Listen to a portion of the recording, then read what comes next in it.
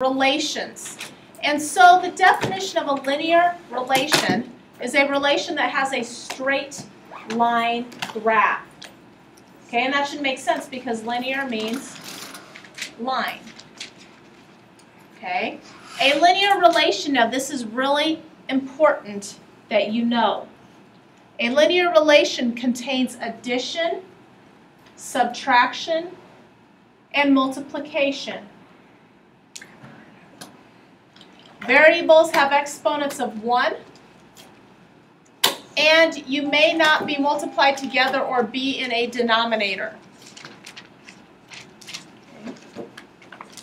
An example of a linear relation is x plus y equals 5. So we're going to go through those again, and then we're going to go on to the next slide. A linear relation is a relation that has a straight line graph. It contains addition, subtraction, or multiplication. Variables have exponents of 1.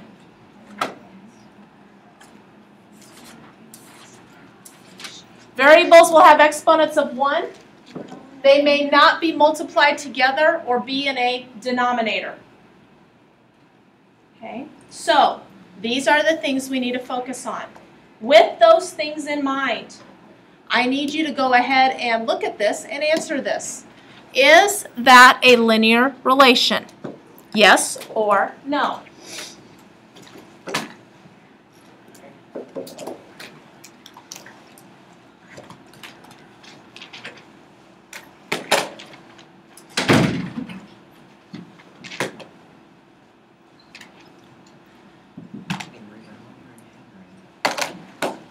Is that a linear relation?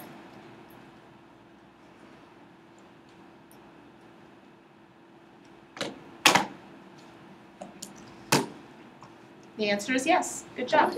The reason why, notice it just contains addition, subtraction, multiplication. Okay, variables all have exponents of 1. All right.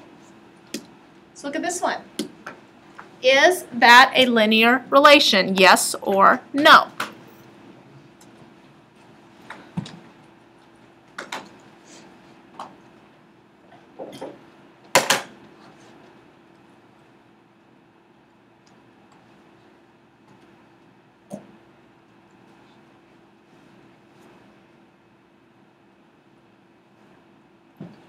No. Why not? Square root. The square root is actually a 1/2 power, remember? So that is why that one doesn't work. Okay? The variables don't have all exponents of 1. All right, let's look at this one. Is that a linear relation?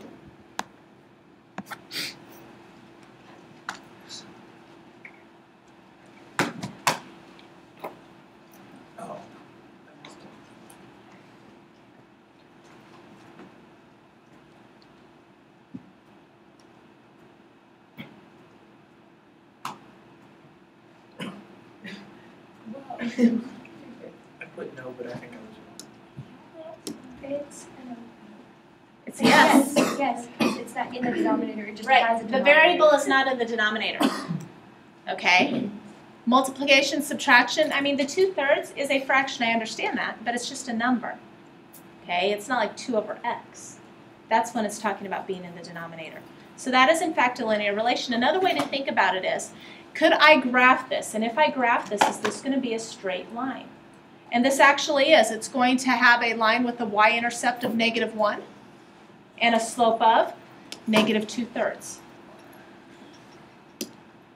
Oh, let's go back. Is that a linear relation? Yes or no?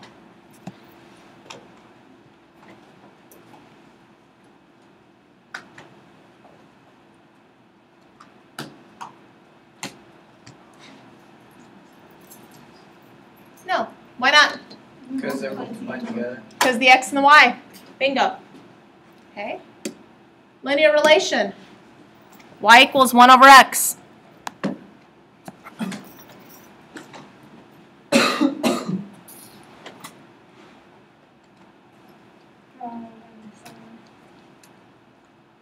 No. Why not? X is in The variable's in the denominator. Good. All right, so now we're going to talk about linear function. So that was just a relation. Now we're dealing with a function. A function is a function with ordered pairs that satisfies a linear equation. Notice, we can write a linear function in the form f of x equals mx plus b. We can write it in the form f of x equals mx plus b. Another way you can see a linear function written, notice that y and f of x are synonymous. They mean the same thing. Okay? Y and f of x are the same thing. So I got some more questions for you. Is that a linear function? Yes or no?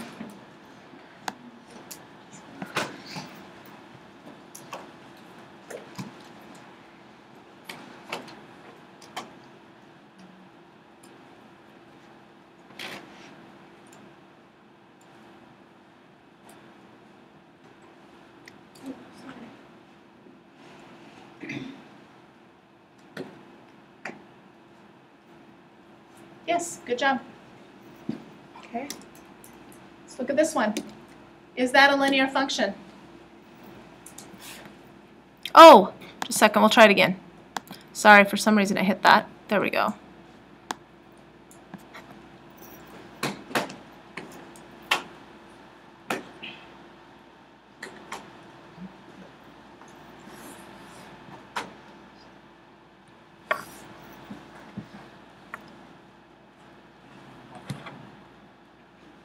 Okay, why is it not a linear function? X is in the denominator, correct. All right, you try this one. Is that a linear function, yes or no?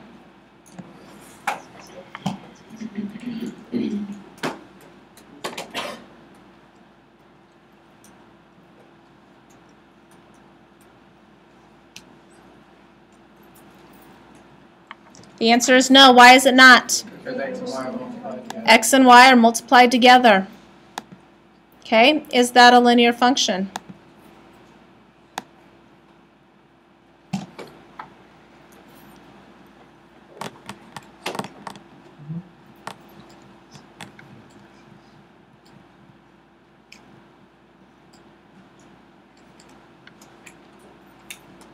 Yes, good job.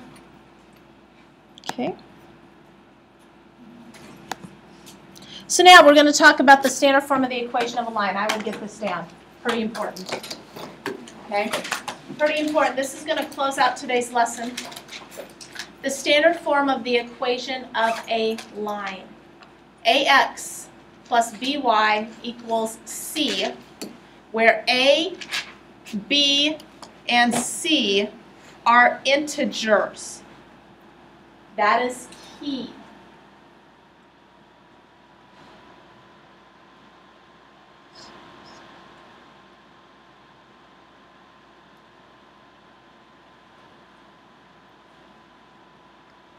So now we need to think back to what an integer is. What is an integer? Any number, negative, positive, or negative. Positive or negative whole number. Remember, no fractions, no decimals. Okay, so we can't have fractions here. So let's go ahead and look at our first one. It says, write each equation in standard form. Identify A, B, and C. Now, depending on what book you look at, okay, there are some differing schools of thought as to standard form, especially with A. Okay, some books teach you that A cannot be negative. So we're actually going to take that school of thought. So A has to be positive. A is always the term in front of the X. So with that in mind, I want my X to stay positive. Okay, so what I'm going to do is I'm going to go ahead and move over my 4X right now. And so I end up having negative 4X plus 2Y equals 5. But remember what I just said. A, I'm not going to let you have that be negative. That needs to be positive. And so as a result, all I'm going to do is switch each of the signs. So there's your equation in standard form. You need to now identify A, B, and C. All right? So with that in mind, what is A? 4. What is B? What is B? -2. And what is C? -5. There you go.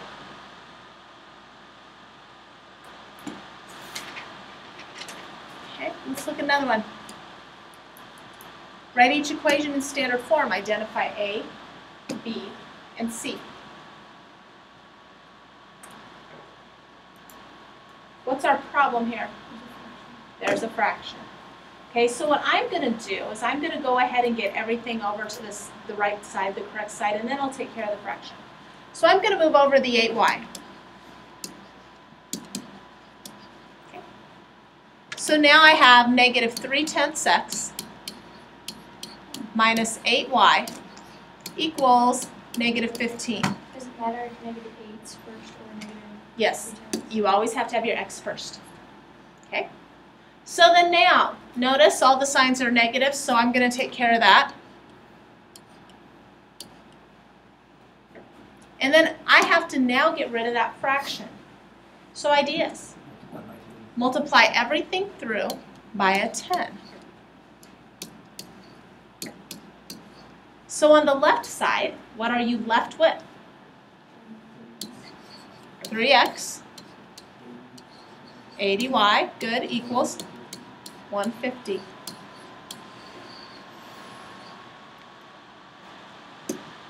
What is A?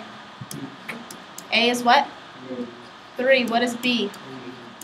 80. What is C? Now it's really important to get this standard form down because we're going to be looking at other forms of linear equations as well. Okay, there's actually something known as point slope form, slope intercept form, intercept form. Okay, so last thing we're going to talk about, and this does deal with that standard form a little bit, we're going to talk about x-intercepts and y-intercepts. The x-intercept is just where the graph crosses the x-axis. The y-intercept is where the graph crosses the y-axis.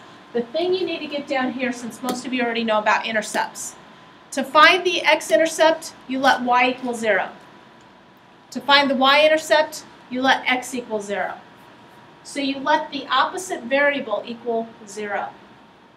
And so we're going to go through a couple of graphs of those, and then we'll call it good for today.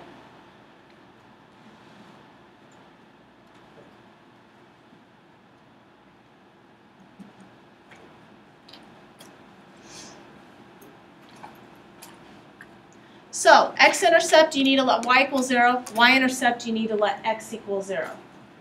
Okay? Now, I'm going to go ahead and go on. If you didn't quite get done, I'll come back at the end and you can go ahead and write that down. Okay? It says find the x-intercept and y-intercept of the graph of 2x minus 3y plus 6 equals 0. Then graph the equation. So, we're going to find the x-intercept, right? Oh, first of all, let's use the pen. We're going to find the x-intercept. So what do we let y equal? 0. So I've got 2x minus 3 times 0 plus 6 equals 0. So I need to simplify that. So I really get 2x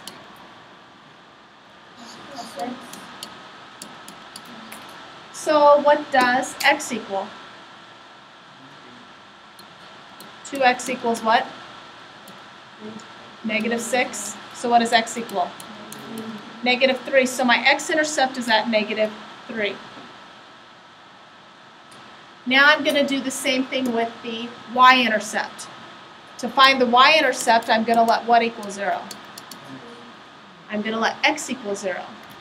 So I've got 2 times 0 minus 3y plus 6 equals 0. What does that leave me with? -3y plus 6 equals 0. What does -3y equal? And so y equals 2. So your y-intercept is at 2. What you now do is draw a line through them. Okay, and you're done. There we go.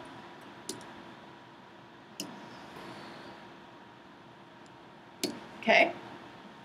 So there's your line. Pretty straightforward. I have another slide of those. Do we need to look through another? Oh, never mind. I thought it was another one. I guess it's not. Okay, you want to make sure that you have enough music for a car trip. If each CD is an average of 45 minutes long, the linear function m of x equals 0.75x could be used to find out how many CDs you need to bring. How many hours of music are there on 4 CDs? So what do you do with the 4? Times it by what? Or the 0.75. So what is 0.75 times 4? 3. So a total of 3 hours. 3 hours. Okay. If the trip you're taking is 6 hours, how many CDs should you bring? So what do? 6 equals 0.75x, which is, some of you already said the answer, but what do you do now? Divide by 0.75. So what do you get x to equal? 8 CDs. Which a lot of you said, well, it's already double. So that's how you took 4 times 2, and that would have worked as well too. So this is what I need you to do. 16 through 48, the evens. Pages 72 through 73. Okay?